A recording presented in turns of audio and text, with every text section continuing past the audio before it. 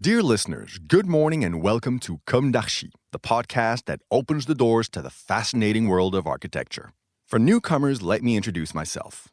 I'm the spokesperson of Anne-Charlotte Despons, PhD in History of Architecture, published author, head of a communication and development agency based in Paris, France, dedicated to architecture.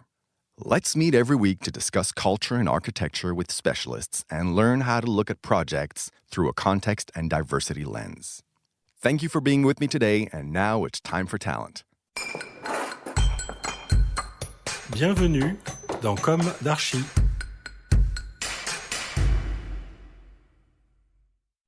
Dear listeners, hello. This is Esther on behalf of Anne-Charlotte. I am delighted to be with you again in Season 3 of Comme d'Archi, Episode 6. Today, we are meeting in English to discuss a project, a new architectural story, that of the Médiathèque in Pertuis, France. This rehabilitation project is located between the Luberon and the famous mountain of Sainte-Victoire, Pertuis being a town in the beautiful Provence-Alpes-Côte d'Azur region.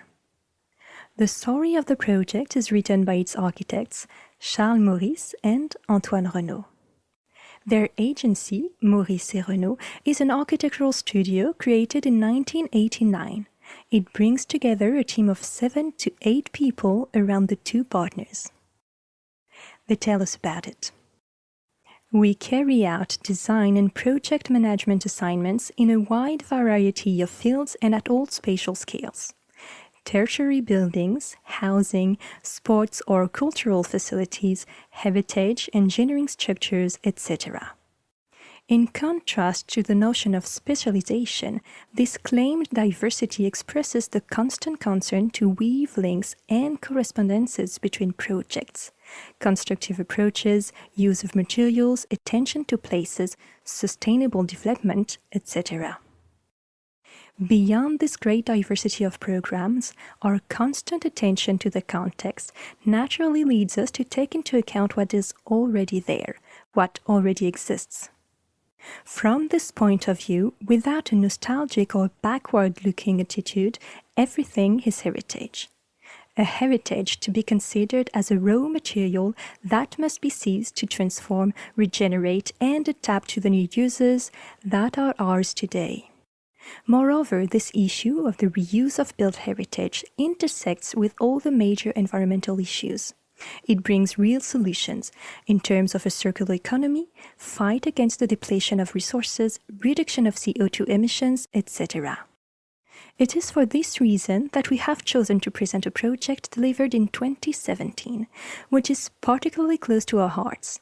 The development of a cultural center/media library in a former convent of the Carmelite order in Pertuis in the Vaucluse, converted and extended with a contemporary extension. The Pertuis Media Library, a slow process of architectural unveiling. A former Carmelite convent built in the 16th century, the site is located in a dense urban environment in the center of Pertuis. It is a town near Aix-en-Provence on the southern slopes of the Luberon. The project involved the delicate demolition of a number of dilapidated buildings, but also the reinforcement and heavy rehabilitation of preserved heritage elements, essentially the Carmelite chapel listed as a historic monument. In addition to this, the construction of new surfaces likely to accommodate the various components of the media library program. The dense environment, the small size of the site, and the strong heritage constraints involved a long and complex construction site, articulating successive phases of realization. In the end, no less than 10 years passed between the competition and the delivery of the building. During these 10 years, we had to stay the course. We had to deal with the demands of the heritage conservation authorities, the sometimes fickle decisions of the project owner, and the failures of the contractors. To put it bluntly, it took a good deal of tenacity and persistence to bring this project to fruition, together with our local partners, the A3A agency in Pertuis. One of the specific features of this particularly attractive complex is its eventful history. from a religious building to a theater and finally a commercial establishment. Curiously enough, it is this commercial use that led to its being listed as a historic monument. In addition to being a fine example of Provençal Gothic architecture, the transformation of the chapel into a local department store in the 19th century created an original configuration that deserved to be preserved and enhanced.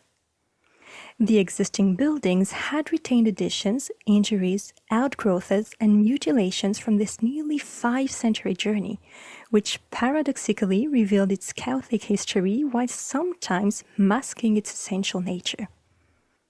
For the record, when we took possession of the building as part of the project, the last occupant of the premises had been a hi-fi and electrical goods shop called Connection. They had thought it was appropriate to reopen the porch of the chapel and overcome it with a thick reinforced concrete lintel to widen the entrance. It is therefore above all the process of unveiling, pruning and clarifying the existing state that was imposed in order to highlight the historical components of the building. More so than a restoration work that would have vainly attempted to return to an initial state that has now partially disappeared. Moreover, the insertion of a cultural facility, and therefore of new uses, into a heritage building and its extension in the form of a contemporary craft constituted a particularly stimulating subject which confronted us with several types of questions. A general problem relating to the way in which any new intervention can find its place in a historical heritage. A problem referring to a set of debates and more or less clear-cut positions which animates the actors involved in this type of project. Heritage conservators, ABF, archaeological services, etc. Much more specific questions linked to the very nature of this complex located here in Pertuis, as well as its history, its state of conservation, its local symbolic charge, its potential for transformation, and its capacity to become an important cultural facility for the city and its region. A reinterpreted heritage for a 21st century cultural program. Successive occupations had profoundly degraded the existing building to the point of erasing certain major components. Thus, the chapel's entrance portal, reduced to a gaping hole, has been restored to its original door design in the form of a silkscreen print on a glass frame. The interior of the church building, which had suffered greatly from a lack of conservation, had also been thoroughly restored and enhanced. From its eventful past, the chapel has kept the memory of the changes made in the 19th century when a large hardware store, the Magasin Sylvie, was set up there. A floor was built into the chapel, organized around a central void and served by a circular staircase located in the place of the choir. This commercial layout formed a configuration perfectly adapted to the installation of the media library's consultation spaces, thus taking advantage of this original layout which justified, among other things, the building's registration as a historic monument. Seamless work between heritage and contemporary interventions. In the 10 years between the architectural competition and the delivery of the building, the program of the initial media library has changed, following the evolution of this type of facility towards the notion of third place. This is a third place in which users come to find not only the usual spaces for consulting books and CDs, but also more informal places for exchange and work.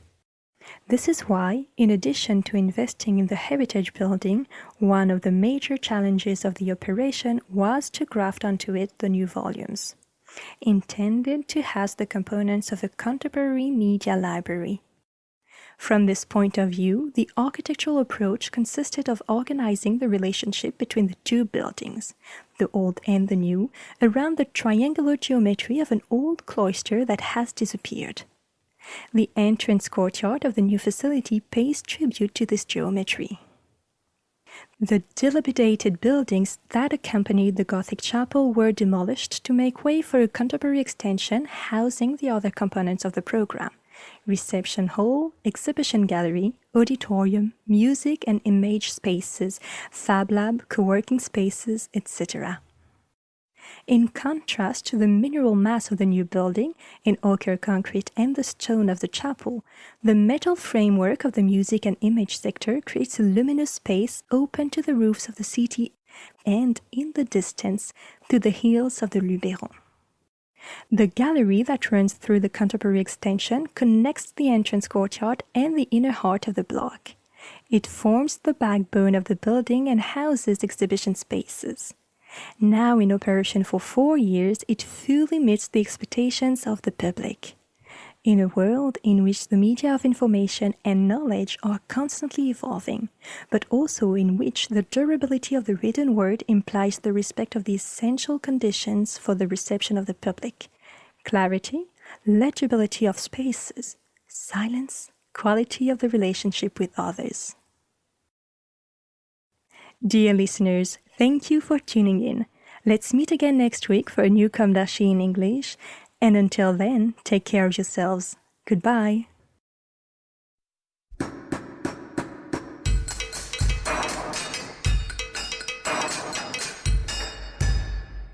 Thank you for listening. Don't forget to tune in to our previous content on Instagram at Comme d'Archi Podcast. If you like it, make sure to promote the podcast by giving it 5 stars on Apple Podcast and adding a comment, or on any of your favorite podcast platforms.